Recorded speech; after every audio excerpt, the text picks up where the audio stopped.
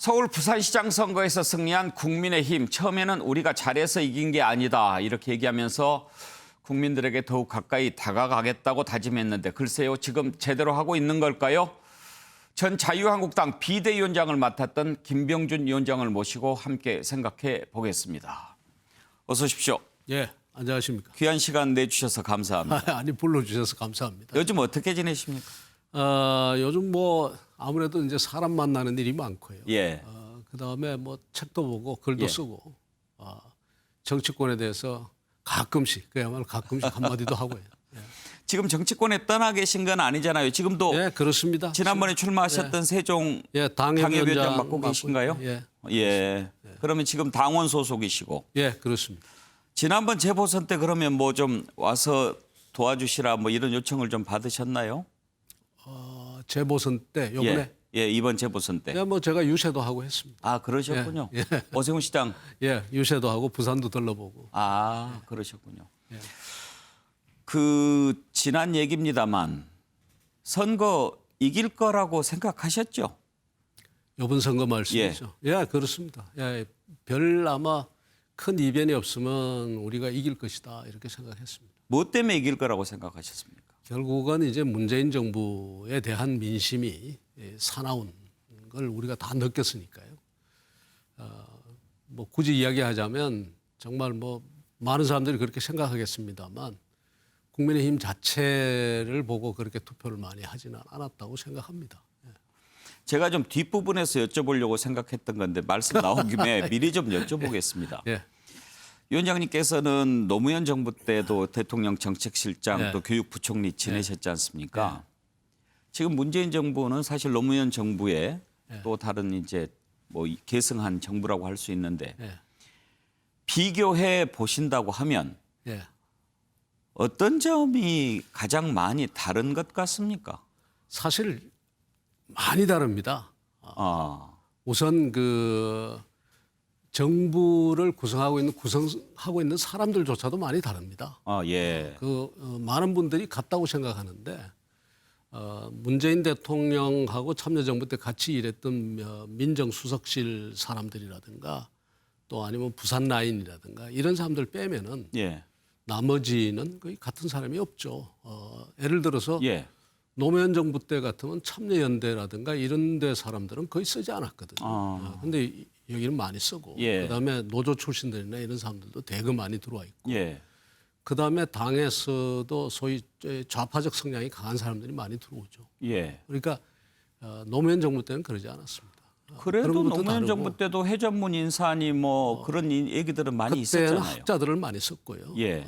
그 대통령이 그렇게 가까이 하지 않던 사람들까지도 많이 불렀었거든요. 네. 지금 여기 폐쇄적이고 사람도 다르고 그다음에 국정을 운영하는 철학이 완전히 다르죠. 그래도 노무현 정부 때는 보면 이 자유나 자율, 분권 예. 이런 개념을 상당히 중시했다면 문재인 정부는 상당히 국가주의적입니다. 국가주의적이라는 것은 그야말로 국가 권력으로서 뭘 자꾸 바꾸려고 하는 거예요. 예. 그게 가장 대표적인 예입니다만 검찰 개혁을 하는데 노무현 대통령 검찰 개혁하면서 뭐부터 시작했습니까? 검사와의 대화, 말로서 먼저 이야기를 하자 이렇게 하는데 지금 이 정부는 아니죠. 거의 인사권 칼부터 먼저 갖다 대는. 그러니까 스타일이나 그 국정 운영 철학 자체가 다르다. 저는 그렇게 봅니다. 그러면 지도자의 철학이 달라서 그렇다고 보십니까? 지도자의 지도자뿐만 아니라 그 주변을 구성하고 있는 그 구성원들의 생각이 어쩔 수 없이 상당히 이 국가주의적이고 그 다음에 권력 위주의 생각들을 많이 하고 있다. 저는 그렇게 봅니다. 예. 문재인 정부 지금 이렇게 겪어보시면서 어떤 부분을 지금이라도 가장 바꿔야 된다 지적한다면 어디를 꼽집으시겠습니까? 우선 우선 인사나 이런 데 있었어요. 폐쇄적인 부분을 좀 드러내고 그다음에 본인들이 생각하는 것이 옳다라는 그 관념을 버려야 됩니다. 지금 보면 처음부터 출발하면서부터 본인들만 옳다고 지금 생각하고 있거든요.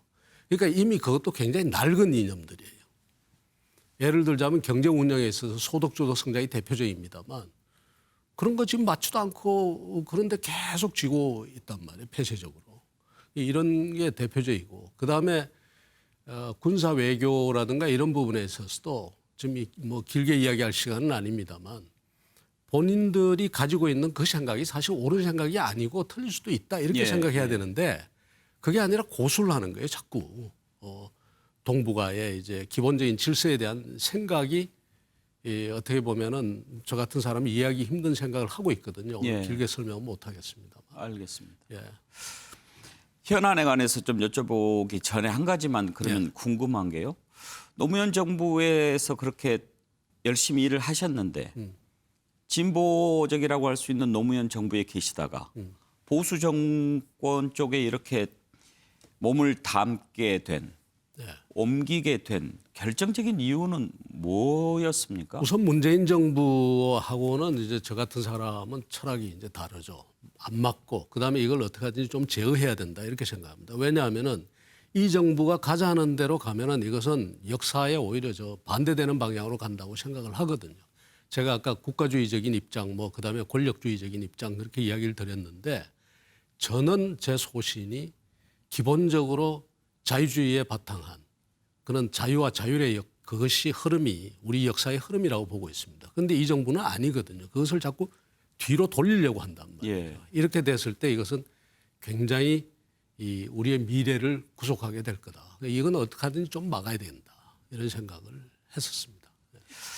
자유한국당 비대위원장 한 7개월 하셨던가요? 7개월 반. 예. 정확하게. 그때 어떤 점을 가장 많이 신경을 쓰셨나요?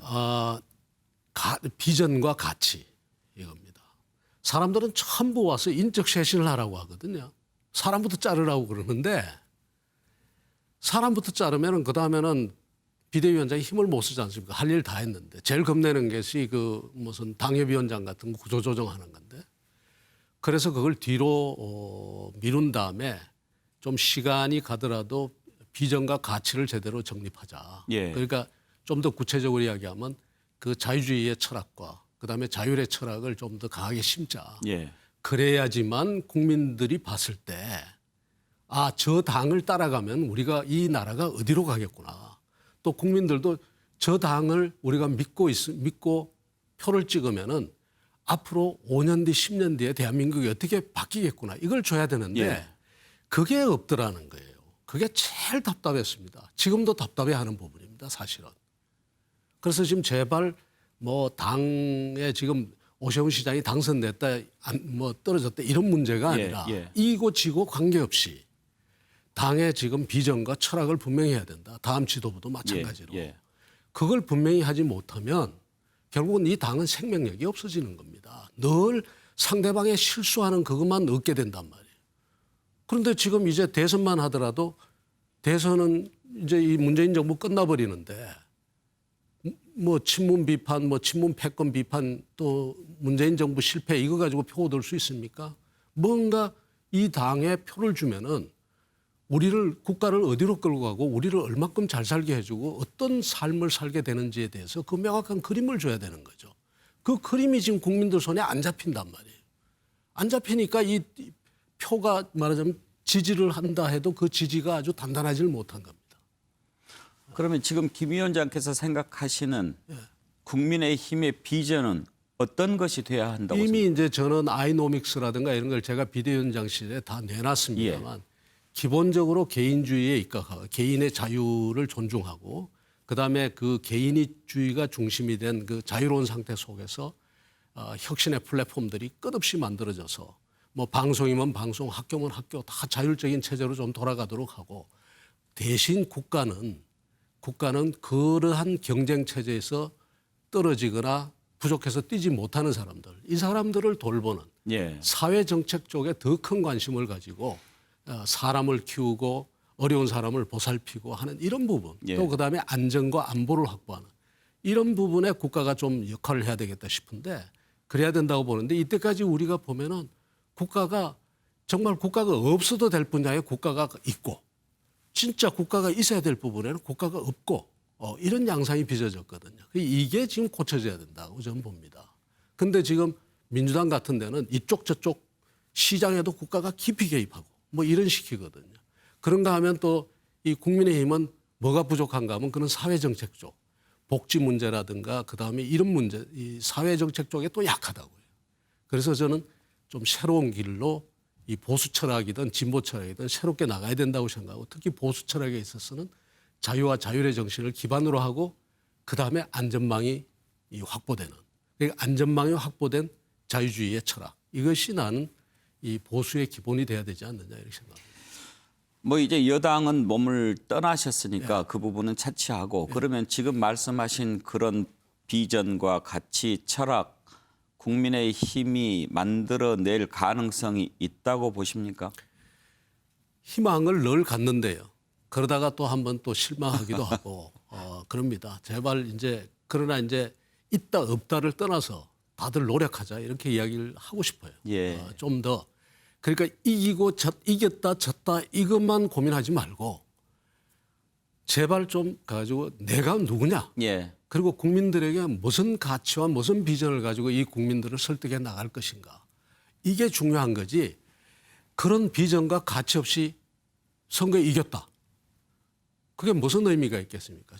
여야가 똑같은데요. 그래서 제가 뭐라고 하는가 하면 국민 입장에서 보면은 여야가 막 싸우는 것 같고 그리고 어느 쪽이 이기고 졌다 하는데 제가 그렇게 이야기를 했습니다. 꼭 마치 조선조 말기에 안동김씨 풍양조씨 어느 쪽이 이기든 간에 국가는 망국의 길로 치달았단 말이에요. 이대로 가면은 지금 저 민주당 보십시오. 민주당 그동안 가치를 가지고 막 국민들에게 가치가 마치 아주 존중되는 가치가 있는 것처럼 이야기를 했거든요. 좋은 거 다 했습니다. 자기들이.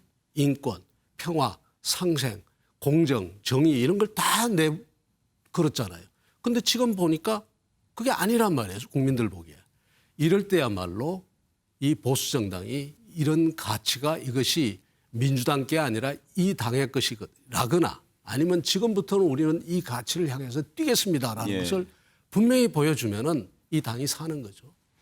그러면 혹시 보수 정당의 그런 가치를 뿌리 내리기 위해서 조금 더 헌신하실 용의가 있으십니까? 예를 들면 그것 때문에 지금 제가 당적을 가지고 있는 거죠. 예. 제가 여쭤보는 것은 단순한 헌신이 아니고 지금 이제 당이 새로운 지도 체제를 갖추려고 하는데 내가 좀 대표를 맡아서 한번 당을 좀 바꿔보고 싶다 이런 생각이 있으십니까? 지금 뭐 대표 출마라든가 그런 생각은 없습니다. 없고 다만 이제 뭐 누구든지 물어오거나 누구든지 요구해 오면은 제가 생각하는 것을 이야기를 해주고 사실 이야기해 줄 것도 없는 게 당에 이미 아이노믹스다 아이팔리틱스에다 해서 제가 다 만들어 놨습니다. 거기서 아이는 뭡니까? 아이는 인디비주얼이고 개인. 개인을 중심으로 해서 또 하나의 아이 전부 아이입니다만 창의성, 아이디어 그다음에 스스로 국민이 주도하는 이니셔티브 아이, 인벤션 아이, 이노베이션 아이. 그러니까 그 개인을 중심으로 한 저는 뭐 소위 말해서 아이의 시대라고 그럽니다. 지금 아이의 시대에서 그 시민이 정말 좋은 창의적인 생각을 가지고 혁신을 주도하고 또 그다음에 그 새로운 창의적인 것을 주도하는 이런 세상을 만들고 개인을 중요시하는 보수에서 출발한 여러 가지 갈래들이 다 아이에 들어있다고 볼 수 있겠군요. 그런데 재미있는 건 보수주의라고 하는 사람들이 보면은 그 개인을 중시한다고 지금 말씀드렸지 않습니까? 그게 보수의 원철학인데 한동안 우리 역사에 이제 역사의 일종의 그 쭉 온 그 결과겠습니다만 많은 보수주의자들이 뭐라고 생각하는가 하면 자유라는 것도 반공주의를 자유로 생각하는 경우가 많습니다. 그러니까 반공주의면은 마치 권위주의나 그다음에 어떤 독재 정치나 이것도 자유민주주의다 이렇게 생각하는 경향이 있어요. 그런데 그 위원장님 말씀 듣다가 제가 조금 혼란스러운 부분이 있습니다. 저희들이 이렇게 어렸을 때 그 학창 시절만 해도 그때 가치는 오히려 보수가 더 국가주의화 경향이 있었고 진보 쪽이 더 개인주의 쪽으로 가지 않았습니까? 그래서 지금 제가 말씀드리는 겁니다. 시대가 바뀌었다 이 말입니다. 시대가 바뀌었는데 지금 시대가 바뀌면서 이게 지금 보수 철학이 진짜 보수로 와야 되는데 못 온 겁니다. 못 오고 그냥 마치 그 혼재가 생겨버리고 당에도 보면은 그런 국가주의적인 보수 자유민주주의 말하자면 반공주의를 먼저 생각하는 사람이 있는가 하면 정말 시장 자유주의와 그다음에 정말 개인을 중시하는 자유주의 이런 자유주의자들이 혼재돼 있단 말이에요. 그래서 지금 더더욱 비전과 깃발, 이 비전이나 가치 이게 분명하지 않은 겁니다. 그다음에 저쪽은 예. 진보는 인권이라는 차원에서 그렇게 이야기를 했지만 최근에 와서 드러난 경향을 보면은 이 사람들이야말로 국가주의죠. 그야말로 사회주의 정부. 알겠습니다. 말씀 듣다 보니까 너무 재밌어가지고 시간 가는 줄 모르겠는데 주어진 시간이 예. 있으니까 이런 담론은 다음에 기회가 예, 되면 예, 한번 좀 예. 들려주시기로 하고요. 예. 다시 좀 돌아오겠습니다. 이번 재보선 이길 거라고 생각하셨다고 했는데 예. 김종인 위원장이 중간에 야권 후보 단일화하는 과정에서 3자 구도로 가도 이길 수 있다 이런 얘기를 했습니다. 예. 이제 많은 사람들은 그것은 뭐 국민의힘 오세훈 후보에게 힘을 실어주기 위한 전략적 차원의 발언일 거야. 그렇게 생각했는데 나중에 이기고 나서도 내가 3자 구도로 가도 이긴다고 하지 않았어. 그렇게 얘기를 하시더라고요. 예. 김 위원장님 보시기에도 3자 구도 가도 이겼을 거라고 생각하십니까? 일종의 자신감을 보여준다는 점에서는 괜찮은데요. 실질적으로는 저는 그렇게 가면 졌다고 봅니다. 예. 졌다고 봅니다. 근데 왜 그렇게 얘기를 하실까요? 제가 여쭙고 싶습니다. 사실 왜 그렇게 이야기를 하셨는지 여쭙고 예. 싶은데 최근에 와서 제가 참 뭐 굉장히 그 제 대선배한테 참 못된 이야기도 하고 했습니다만 좀 안 그러셨으면 좋겠어요. 좀 안 그러셨으면 좋겠어요. 당을 10개월이나 책임지고 오셨던 분이 당에 대해서 너무 네거티브하게 이야기하고 예. 그러는 것들이 마음에 쓰입니다. 근데 정말 궁금한 게요. 왜 그러실까 하는 거거든요. 혹시 아마 뭐 늘 이제 새로운 역할을 찾으시는 분이니까 새로운 역할을 좀 찾고 싶으신 거 아닌가 하는 그런 생각이 듭니다. 어떤 역할을 생각하시는 걸까요? 우리 정치권에 지금 뭐 새로운 역할이 많죠. 뭐 예를 들어서 제3지대를 만들어서 움직이는데 중심을 서게 중심적인 역할을 그런데 하겠다. 본인은 제3지대는 절대 안 된다 이렇게 평소에 말씀을 하셨단 말이에요. 이제 그게 말하자면 모순이라고 생각이 되는 겁니다. 과거에 그렇게 이야기를 했지만 지금은 또 뭐 윤석열 총장이 저 밖에 있으니까 또 제3지대 뭐 이야기가 나오고 오해 아닌 오해가 지금 빚어지고 있는 겁니다. 많은 사람들이 그것 때문에 저렇게 이야기하시는 거 아니냐. 그렇다면은 본인이 10개월 동안 책임지고 본인이 스스로 잘못해가지고 당이 잘못됐다면 그것 때문에 잘못됐는데 그 잘못된 걸 굳이 그렇게 말하자면 스스로 하늘에 침 뱉기지 예. 그렇게 이야기하실 수 있느냐. 뭐 이해가 안 되는 거죠. 그런 생각도 듭니다. 그분도 학교에 좀 계셨지요. 네. 대학에 오랫동안 몸담으셨는데 어떤 학생을 가르쳤어요. 네. 그랬는데 좀 부족해요. 네. 그래서 계속 이렇게 노력해서 가르쳤는데 잘 안 된 거죠. 네. 그래서 나중에 떠나고 난 뒤에 계속 학생 탓만 하는 것 같이 들리지 네, 않습니까? 그런 거죠. 뭐 제가 비유를 들었습니다만 의사가 뭐 내가 이거 틀림없이 낫게 해주겠다라고 해서 치료를 시작했는데 그동안 중간에 많은 사람들이 가가지고 정말 치료할 수 있을까 치료할 수 있을까 그러니까 치료된다 된다 했는데 10개월 다 지난 다음에 원래 이 환자는 안 되는 환자였어. 이런 거란 말이에요. 그러니까 이게 안 맞다는 겁니다. 도덕적으로나 논리적으로나. 예. 안 그랬으면 좋겠다라고 제가 이야기합니다. 점잖게 말씀하셨습니다만 상당히 좀 아쉬운 그런 좀 뉘앙스가 느껴지네요. 그러니까 이제 제가 욕을 많이 먹습니다. 같은 비대위원장 출신이 뭐 그렇게 이야기를 하냐. 뭐 저도 잘한 거 없고요. 예. 부족하고 그랬습니다만 우리가 어쨌든 지금 국가적으로 봤을 때 보수 정당이든 뭐든 최소한 잘 되게 하는데 힘을 좀 보태야 되지 않느냐. 잠깐 옆으로 한번 갔다 와보죠. 김 위원장께서도 비대위원장 맡으면서 보수의 비전과 같이 철학을 어떻게 해서든지 좀 착근을 시켜보려고 노력을 하셨고 김종인 위원장도 나름 또 어떤 그 변화를 위해서 노력하지 않았겠습니까? 그런데도 지금 불만이 많아서 그렇게 뭐 아사리판이니 뭐니 이런 얘기를 하시는데 왜 그 당이 그렇게 바뀌기가 힘든 걸까요? 기본적으로 이 역사가 이 지도자 중심의 정당이었습니다. 늘 말하자면 박정희 대통령이 뭐 이렇게 저 군사적인 행위를 통해서 이제 하고 그 다음에 또 뭐 뒤에 보면 YS 전두환 대통령, 노태우 대통령 뭐 전부 밖에서 지도자가 나타나거나 이렇게 김영삼 대통령이 들어오고 그다음에 안 되면은 뭐 이해창 씨를 불러 들어오고 늘 지도자가 나오고 그 지도자가 이렇게 말하자면 밑으로 내려주는 이런 분위기가 강하거든요. 예. 그런데 그 지도자가 없어버리면 이 당이 상당히 무력화되는 경향이 있습니다. 스스로 막 싸워서 올라온 예. 그런 경향이 아니거든요. 그러다 보니까 이게 이제 늘 새로운 지도자를 계속 찾는 거예요. 밖에서든 안에서. 예. 주로 안 되면 밖에서 자꾸 들어와요. 그러다 보니까 그것이 일종의 뭐라 그럴까 일종의 하나의 그 뭐 관습 비슷하게 예. 되어버렸다고 예. 그럴까요. 그래서 이해가 제가 되고. 이야기하는 겁니다. 그래서 예. 자강이 필요하다고 보는 거예요. 공감이 갑니다. 자강이 스스로 일어서는 그런 노력들이 필요하고 그래서 지난번에 저도 비대위원장을 했음에도 불구하고 김종인 위원장을 모시기보다는 예. 부족하더라도 당에서 경선을 해서 대표를 뽑았으면 좋겠다. 예. 왜냐? 제가 들어갈 때하고 또 다르거든요. 그때는 정말 뭐 형편없이 져가지고 당이 정말 와야 될 지경이었지만 이번에는 졌다 하더라도 사실은 41%라는 지지를 받았거든요. 예. 예. 그만하면 사실은 자력으로 지도자를 냈었어야 됩니다. 앞으로 좀 종종 나와 네. 주셨으면 하고요. 마지막으로 한 가지만 좀 여쭤보겠습니다. 아까 제가 번지수를 좀 잘못 짚은 게 아닌가 싶어서요. 당 대표 출마하실 생각이 있으신가 이렇게 여쭤봤는데 그건 아니라고 그러셨어요. 네. 그러면